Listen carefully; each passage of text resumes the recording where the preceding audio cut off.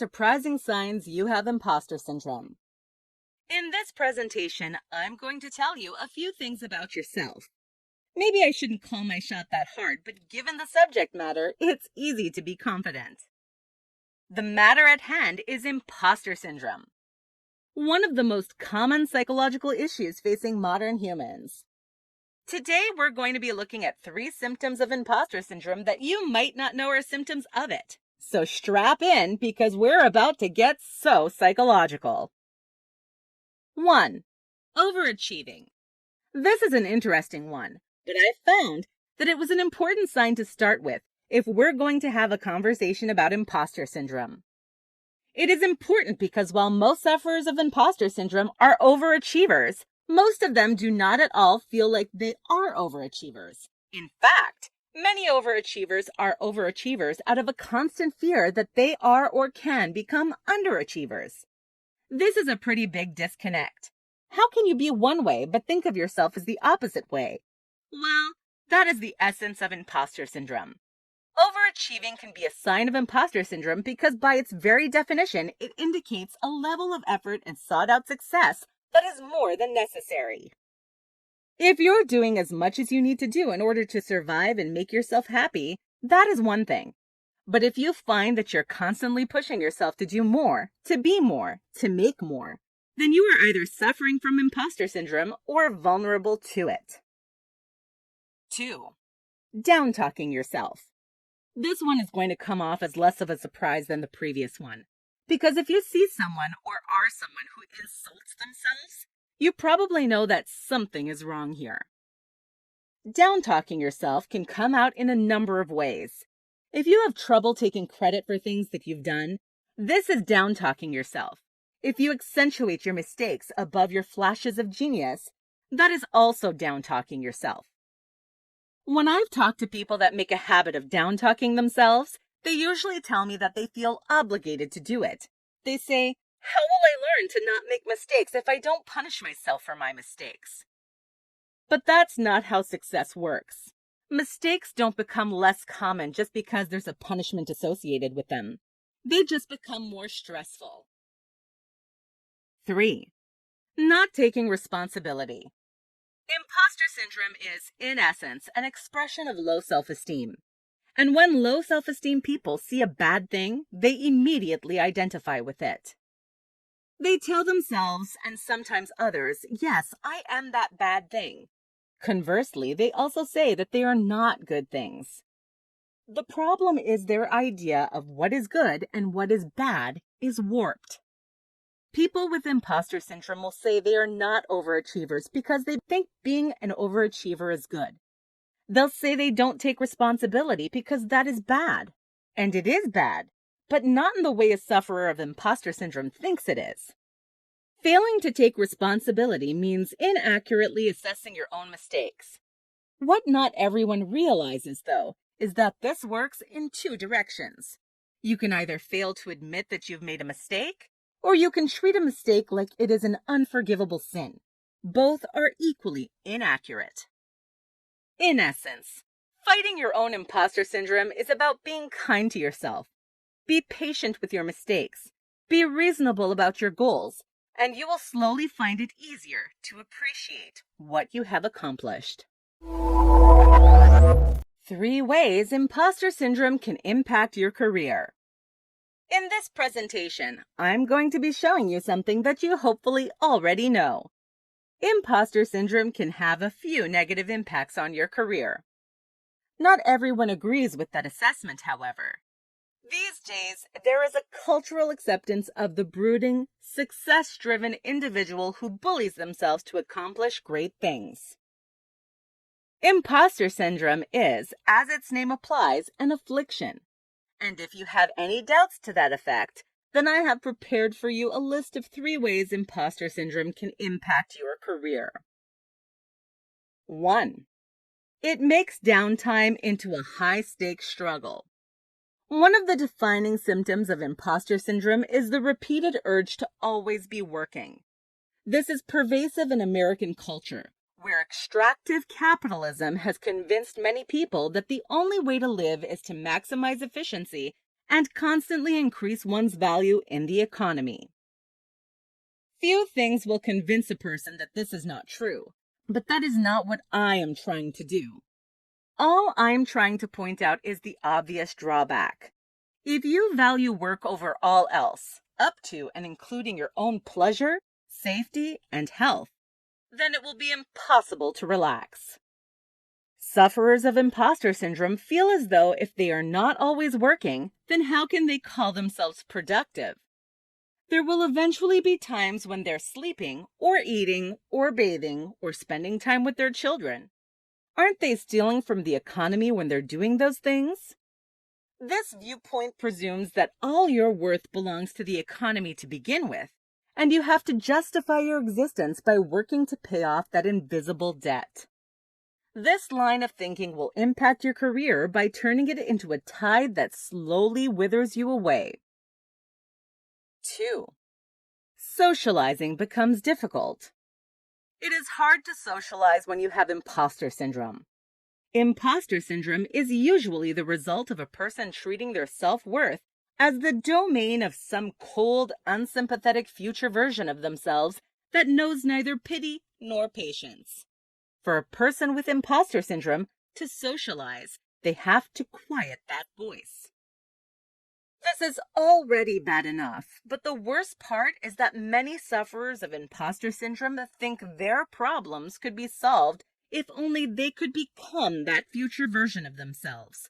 And the thing is, living constantly in fear of your own self-criticism is already going to make socializing hard.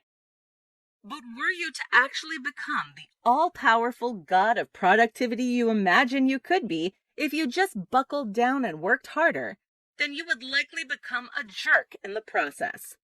Since the defining feature of that future self is their impatience, becoming that person will not make you more patient. 3. Intimacy becomes impossible. This is perhaps the most crippling aspect of imposter syndrome.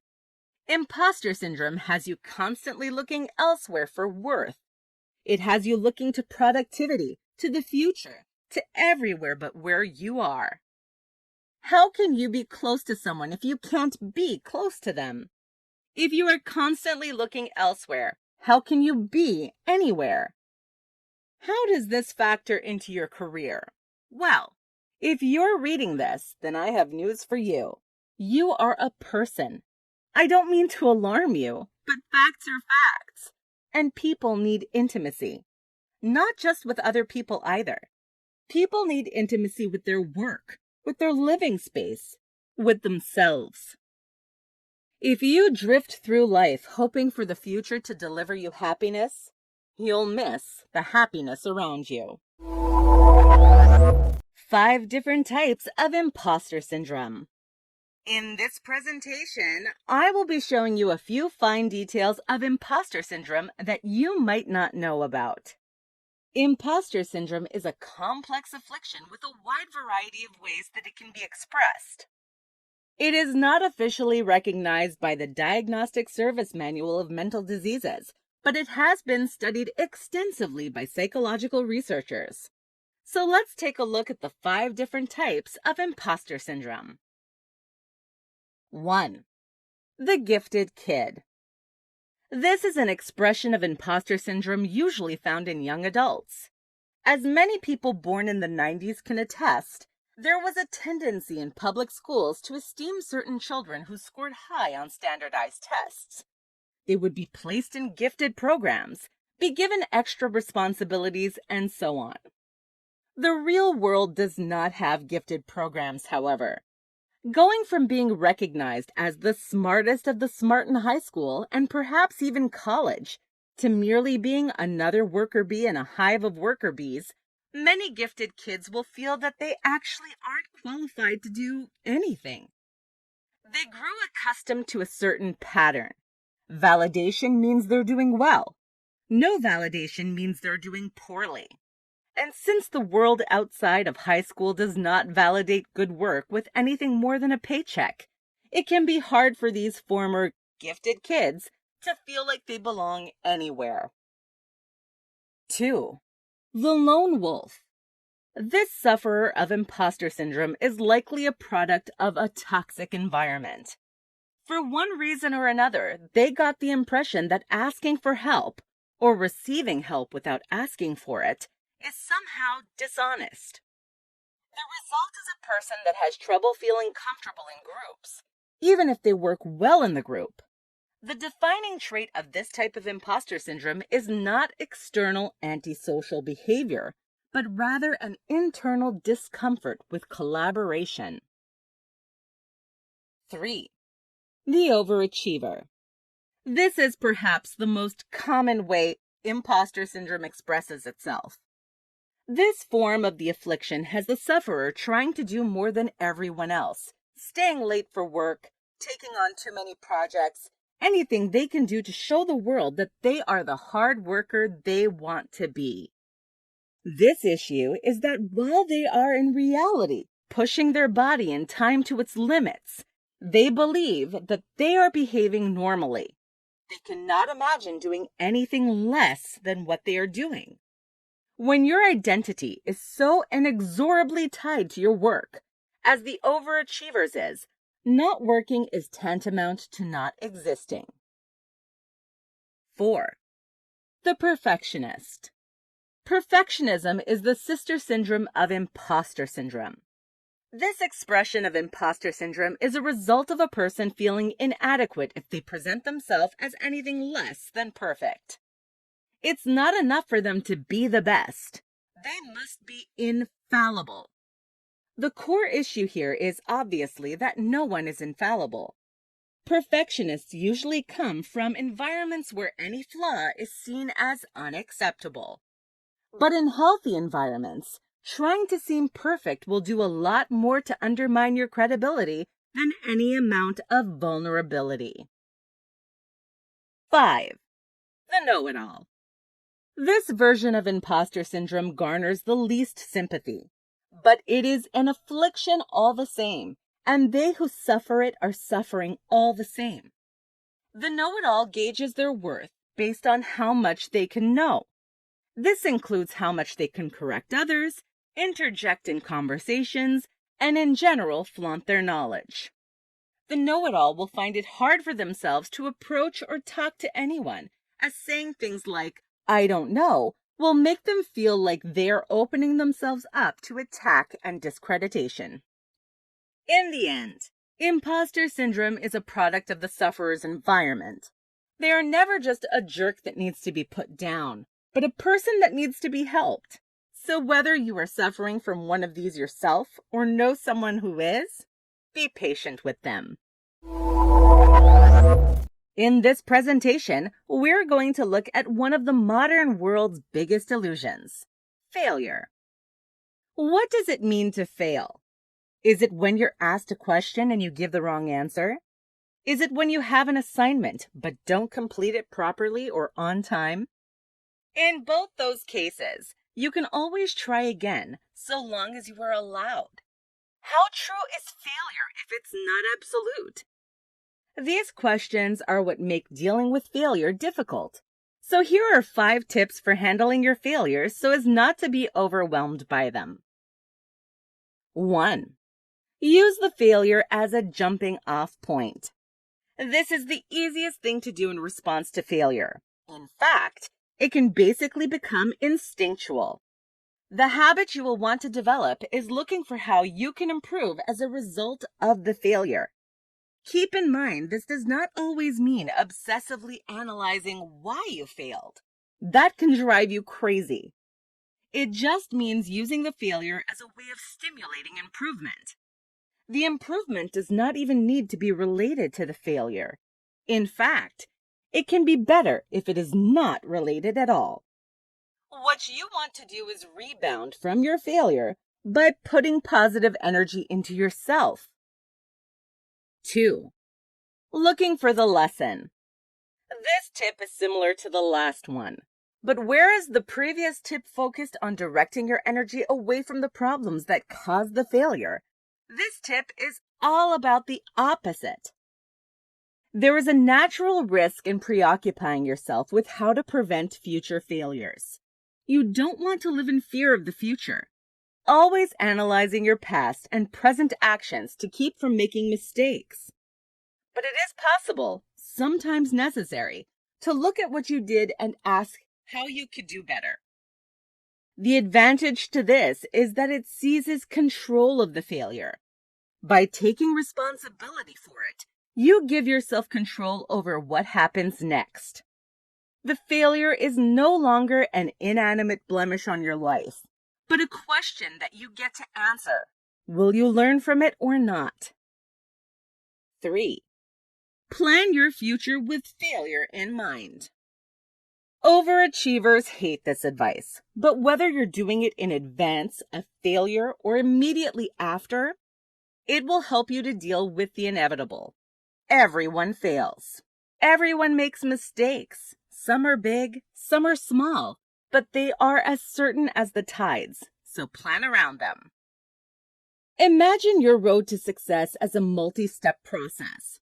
It does not matter how many steps there are, as long as failure is one of them. Accepting your failures as inevitable will make them far less ugly. It will make them part of the cost of doing business. 4. Let yourself feel your feelings. This advice is not going to apply to everyone, because some people are highly skilled at feeling and processing their feelings in healthy ways. Other people will feel ashamed, however, of even the most natural of emotional responses. They will not only feel ashamed for failing, but feel ashamed for feeling ashamed. For this kind of person, feeling their feelings free of shame can be difficult, so it is critical to do so. 5. Start something new. The most common mistake in dealing with failure is getting fixated on it. If you try the same thing over and over again, you will lessen yourself. The best way to move on is to move on. Go to a new project, a new opportunity, a new chance to feel like a winner. And listen, a big thing I want to communicate here is that failing doesn't make you a loser, but it can make you feel like one. Just know that no failure is permanent. You can always pick yourself up and try again. In this presentation, we're going to be looking at something that not everybody needs, but everybody wants. How to improve your self-confidence in the workplace. The funny thing about confidence is that even if you have enough, it can always feel like you need more. Maybe you had a terrible day at the office where you could have said something clever but didn't speak up. Or maybe you crushed it today and are just looking to make sure you crush it tomorrow. In either case, you still want to know how to go to work the next day grabbing the bull by the horns. Well, I'm here to tell you 5 ways you can do that. 1. Dress up. This is such a simple tip that some people barely consider it advice. The response I'll usually hear is, "What will dressing up do for me?" Or, "But I've dressed up before and no one noticed." The goal, however, is not to get other people to notice you. It is to get you to notice you. Dressing nice is a confidence booster because it will strengthen the line between you and other people. When you're the best dressed person in the building, you'll be able to see yourself as different in a good way. 2. Laugh at yourself. It is pretty easy to convince people that this advice works. It's a lot harder to convince people to actually do it. Laughing at yourself, or at least being able to laugh at yourself, is a critical component to being confident. To laugh at yourself is to say, "I don't mind that I make mistakes. I still find myself enjoyable to be around." This is not only an attractive quality to others, but develops a habit of not being irritated with yourself. 3. Know the power stances. People are complicated. We are both products and producers of chemical reactions. One of the chemicals involved in those chemical reactions is testosterone. This chemical is usually associated with manliness, but that is not a totally correct correlation. Testosterone is a chemical that inhibits empathy and cultivates blood flow. Essentially, it makes it easier to ignore your feelings as well as easier to act. Ignoring your own feelings is a big part of confidence, as your feelings can be a whirlwind of emotions, and sometimes it's better to cool those feelings off. The funny thing is that you can actually trigger testosterone production in your body with certain postures. The classic Superman-looking hands on the hips with your chest puffed out posture will trigger testosterone production in your body. 4. Think of yourself less. C.S. Lewis once said, "Humility is not thinking less of yourself, but thinking of yourself less." Self-confidence is crippled by thinking too frequently or too deeply about your own self. Whether you are admiring yourself or criticizing yourself, both are expressions of the kind of vanity that can eventually turn toxic. If you can bring yourself to instead admire the world around you, what you'll find is that doing so develops a habit of positivity that at the same time keeps you from indulging in hurtful self-criticism. 5. Ask others for help. This is the hardest advice for self-confidence of all. To begin with, it's hard to believe that making yourself vulnerable will result in confidence. But it will. And the reason for that is because once you open yourself up and find that you were allowed to be more vulnerable than you thought, you'll feel more comfortable doing it again. Self-confidence means not being afraid, and if you're afraid to ask for help, then you aren't really that confident. Confidence in the workplace can be highly reliant on your environment. If your workplace is toxic, focus on keeping yourself safe first. But if you can find the time, then building yourself up is always worth it. In this presentation, I'm going to hit you with the most concise, rapid-fire tips for battling imposter syndrome. Imposter syndrome is a miserable affliction that will drain your brain and play with your emotions. But it is not unbeatable, and with these 10 tips, I plan to show you how to conquer it. 1. Plan your success. Imposter syndrome is an irrational thought process. The best way to rewire your brain to ignore that irrationality is to fight it with rationality. Remind yourself what success looks like, and you will be forced to acknowledge when you achieve it. The big thing here is focusing on what is real. Imposter syndrome will try to trick you into believing you're fake. Don't let it. If reality is telling you that you are legit, believe it. 2. Admire your failures. It takes a lot of guts to fail. If you're doing something that doesn't risk failure, then you aren't doing something very challenging. This is easier said than done, but saying it can be an easy way to start doing it. Remind yourself that failure is good. Failure is growth. Failure reminds you what is real and what is fake. 3. Recognize real lies. The other side of the coin from the last tip is that real lies do exist. You probably aren't as fraudulent as you think you are, but there are frauds out there.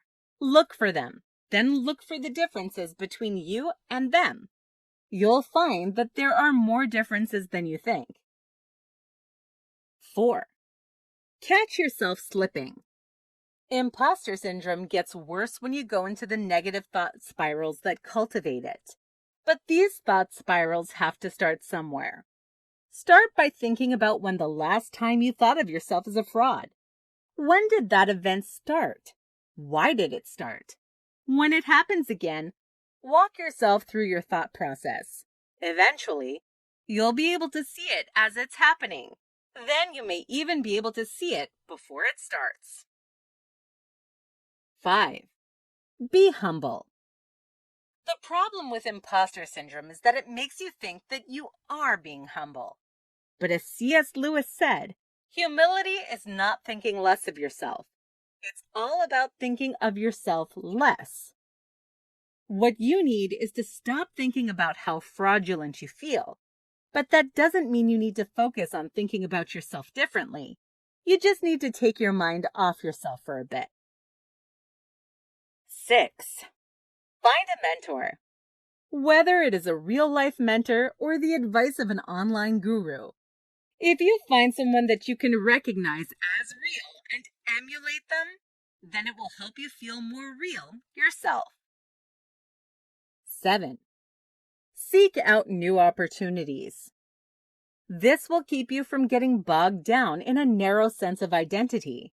Imposter syndrome is both cultivated by and cultivates within a sense of being limited. Combat this by consciously expanding your horizons. 8. Challenge your perfectionism. Perfectionism is one of the most common forms of imposter syndrome. It tells you, I can't be legitimate because I'm not performing optimally. The thing is, nobody performs optimally. Seek out people you instinctively recognize as legitimate and find their flaws.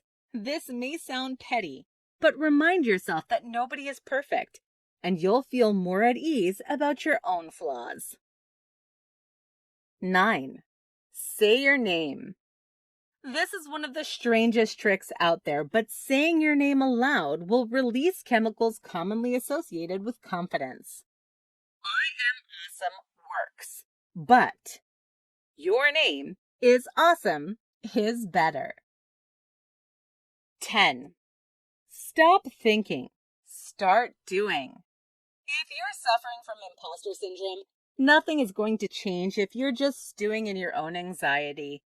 Some of the tips on this list might sound strange, but they all have something in common. There are no mental gymnastics you can do to fight mental gymnastics. Fight the good fight. Remember your worth, and good luck out there. How imposter syndrome is holding you back in your career. In this presentation, we're going to be looking at one of the most pervasive forms of self-doubt in the world today. I am talking, of course, about imposter syndrome. I'd like to shine a light on what imposter syndrome is, as well as a few of the ways it can hold you back in your career. First coined in the 1970s by psychologists Susan Imes and Pauline Clance, imposter syndrome's defining traits are a fundamental belief in one's own qualifications for being where they are. The sufferer of imposter syndrome will have a definition of success, a criterion of worthiness for their own station in life, which they do not fulfill. This is absurd, obviously, since if they did not fulfill the requirements for their station in life, then they would not hold their station in life. This is a pretty big incongruency between perception and reality. Thinking about the world should work one way when it, in fact, works in a different way is not healthy thinking. Usually, people develop this line of thinking in a way which is beneficial to them. I shouldn't have gotten rejected, they think. I am deserving of acceptance, and my rejection is evidence that the world is wrong. People with imposter syndrome have it the other way around. They think, I shouldn't have been accepted. I am deserving of rejection, and my acceptance is evidence that the world is wrong. Both statements have a few things in common. For one, they're both highly preoccupied with that one deserves. They both appeal to some invisible judge, and they both assume to know the metrics by which this invisible judge metes out all their rulings. This kind of thinking holds you back so much. To begin with, making a habit out of weighing what you deserve will go one of two ways. Either you will decree yourself deserving of too much or too little. Imagine you find $20 in an elevator, and then you immediately ask yourself, do I deserve this? The very act of asking the question poisons the situation, because it forces you to say that you either deserve more or less than what you have. It's a habit that will lead you to eternal dissatisfaction, as it causes you to always be looking somewhere else for your satisfaction than where you are. Another way imposter syndrome holds you back is in the esteem you cultivate. both in yourself and in others. One big symptom of imposter syndrome is vocal self-critique, wherein the sufferer gives themselves a hard time for making mistakes or missing opportunities. If people see you as someone who self-critiques often, they're going to be unenthusiastic about working with you. It does not matter if your self-critique is well-founded or articulate. People are going to be afraid of what happens if and when you finally turn that criticism onto others. The last way imposter syndrome holds you back is in the mentality it fosters. What would a sufferer of imposter syndrome get if they finally made it? If they finally got where they wanted to be and felt like they earned it? I do not think it would make them more kind. In fact, I think it would turn them cruel. Sufferers of imposter syndrome believe themselves to be inferior to their ideal selves. They allow themselves to be debased and punished by this ghost of Christmas future that they imagine as holding the final word on their self-worth.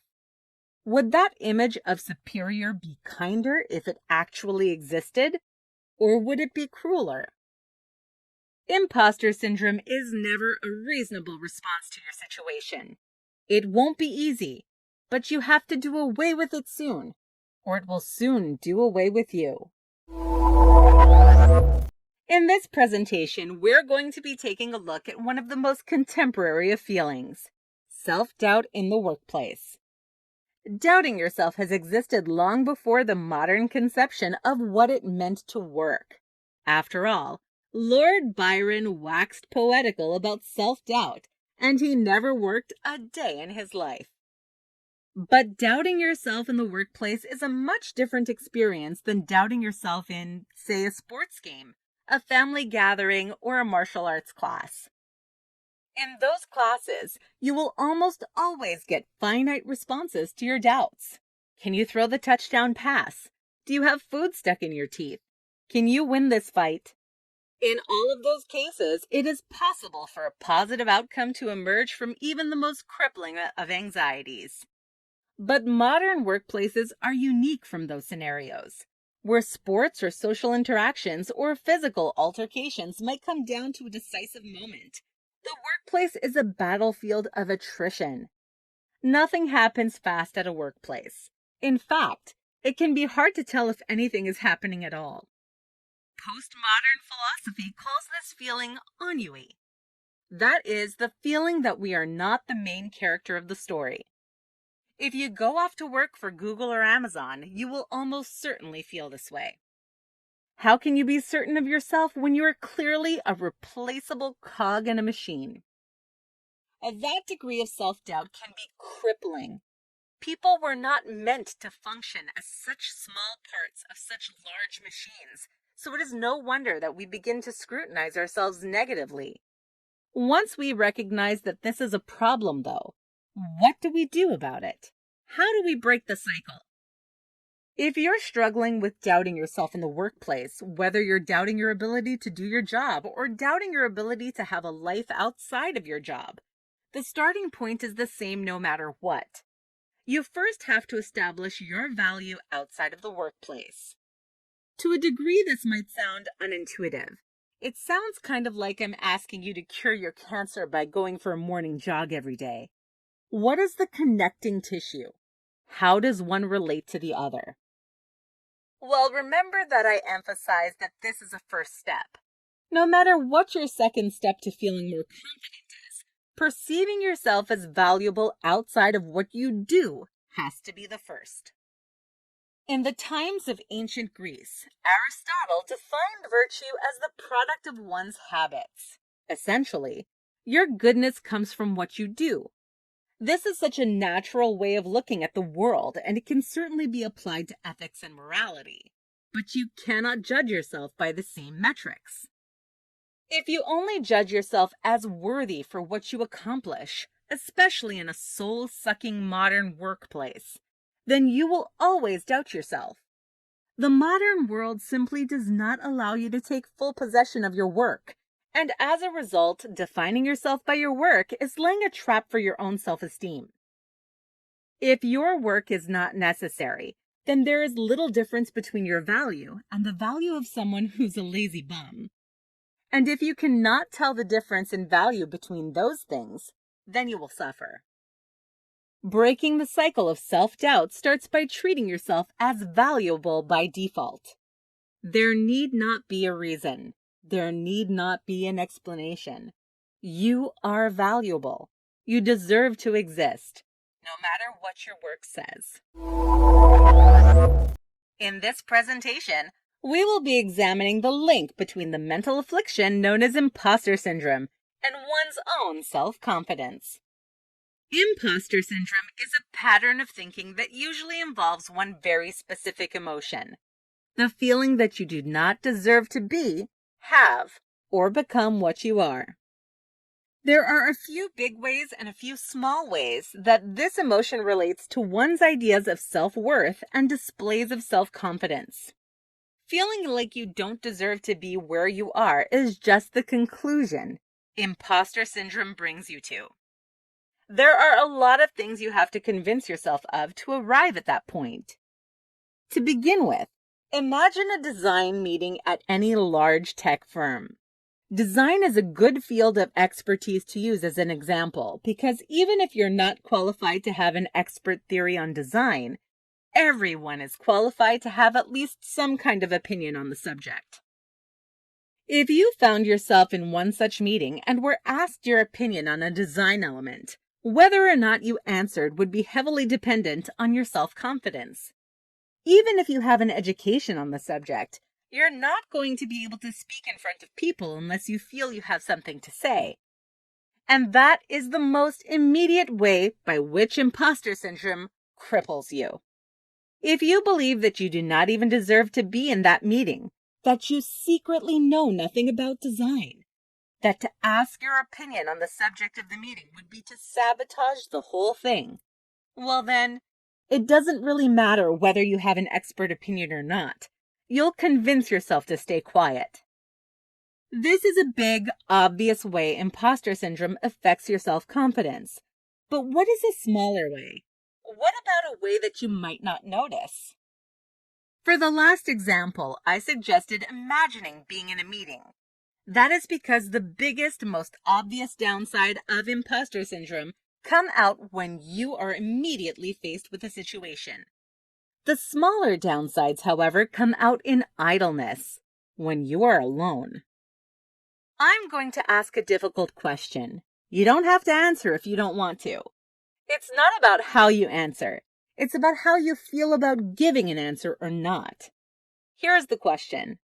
What is the worst thing you've done due to your imposter syndrome? Have you lied, skipped or delayed eating dinner, stayed late at work and missed hanging out with friends? And how do you feel about making these choices? About prioritizing work over these things? You do not need to overthink the meaning of your answers to these questions. The most meaningful thing about answering the question, what is the worst thing you've done due to your imposter syndrome, is whether or not there is a worst thing. No matter how tame or how bad it is, if there is anything that you consider a worse thing, then that means it is a bad thing. It is a thing for which you feel shame, and shame will crush your self-confidence.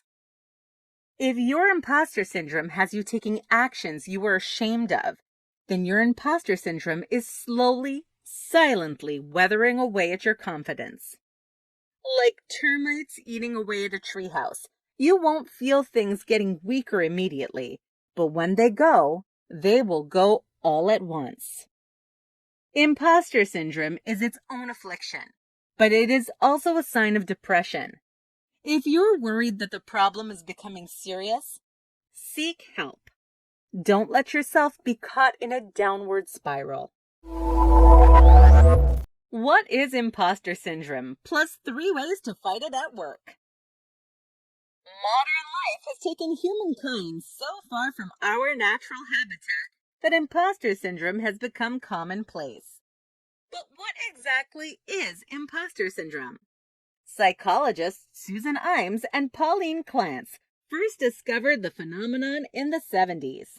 They focused in on imposter syndrome as it presented itself in overachievers. When you are preoccupied with doing or producing great things, it can be hard to recognize those things as your own.